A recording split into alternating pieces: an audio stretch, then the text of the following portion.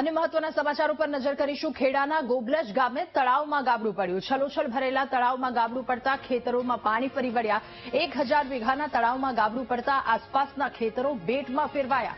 સિંચાઈ વિભાગની ટીમ પહોંચી। આ ટીમે 5 કલાકની ભારે જહેમત પછી ગાબડું પૂરવામાં સફળતા મેળવી।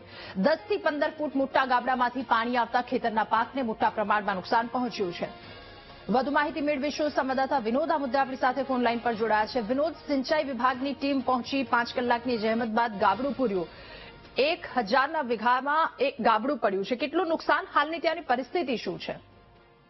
જી દાદા, આપણે જણાવો કે ખેડા જિલ્લામાં ગોગલજ ગામ છે, અમદાવાદ અને ખેડા જિલ્લાની બોર્ડર પર આવેલું છે। ત્યાં 1000 વીઘાનું તળાવ આવ્યું છે। જે તળાવ ઓવરફ્લો થતા તેમાં ગાબડું પડ્યું હતું। ગાબડું પડવાના કારણે મોટો પાણીનો જથ્થો સમગ્ર વિસ્તારની અંદર ફેલાઈ ગયો હતો। આપણે જણાવું કે જે ગામના સરપંચ દ્વારા તાબડતોબ સિંચાઈ વિભાગને જાણકારી આપવામાં આવી હતી, જેથી કરીને સિંચાઈ વિભાગના અધિકારીઓ તાત્કાલિક ત્યાં પહોંચ્યા હતા અને 10 થી 15 ફૂટ જેટલું મોટું ગાબડું, જેને પૂરવાની અંદર અંદાજે 5 થી 6 કલાક જેટલો સમય વીતી ગયો અને તેના પર આખરે અંકુશ મળી રહ્યો હતો। પરંતુ આપણે જણાવ્યું એટલું મોટી સંખ્યાની અંદર જથ્થો ત્યાં ફરી વળ્યો છે, જેના કારણે ઓછામાં ઓછા 300 વીઘા જમીનની અંદર અત્યારે જે પાક જે ડાંગરનો કરવામાં આવ્યો હતો તેને નુકસાન પહોંચ્યું। જી વિનોદ, આભાર આપનો।